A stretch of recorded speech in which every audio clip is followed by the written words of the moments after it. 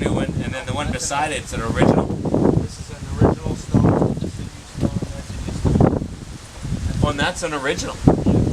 Oh, God, you guys.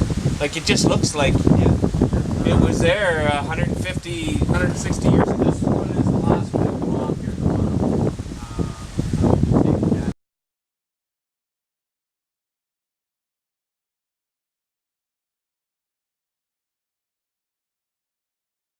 We're removing this stone here because this one's already been set in and dried and cured.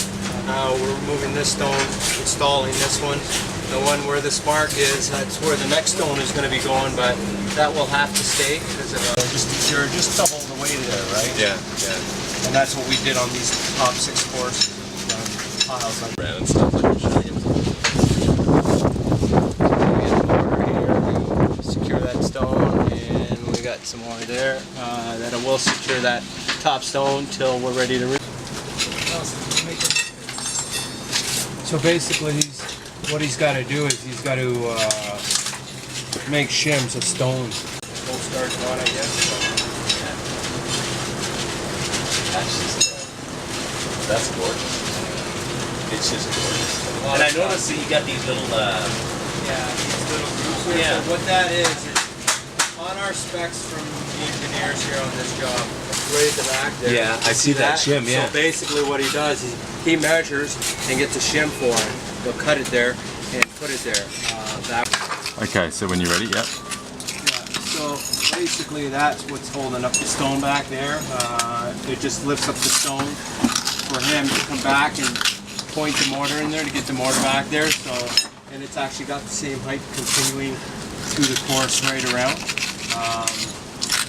Basically, and what he's doing is just let it dry a bit, and then he'll clean it to look something like this till all the tower's done. Once that's done, that's called back pointing. That finishes, because they haven't done much of that finish kind of work. Right. So normally our joints are normally just straight, but because this is a rock face, they ask you to do concave joints.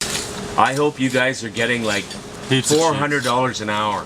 Yeah. Getting laid like crazy, hey? Because when the stone comes to us, it comes like this. Right. So we just try to do what we can from the outside, but it never matches up because of the angle of the window. Right. So now we'll have to finish this all markings on here. Oh, okay. And what do you call that? Bush hammer. A bush hammer. Yeah. So then it'll look like the interior facing. Well, that'll look like this part, which is on the side of the windows. This here is just a normal chisel that we use.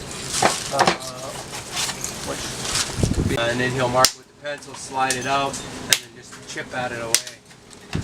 Give you that rock face look to it. It doesn't take much for this stone. If you're not a working stone, it's pretty easy. I'm going to tell him it's basically that will stand 53, which is course 53. Yeah. That one's for 53L, so that one would go basically 53L is for this stone that's marked there. That way we know the location. 53M again goes here, 53M. So they're different sizes, so we have to maintain the actual size of the stone. Wow. So every stone in the whole. I just mark it that way in case Pierre wants to say, hey, I didn't like that, there's a problem with that. Right. Instead of putting all these new stones and then all of a sudden it's in No reference point. yeah, so then I gotta try to go figure out where it is. And it makes it so much harder. It takes me 2 seconds to do that. And we're replacing almost 400. Wow. That's a lot. This will be the secret to everything.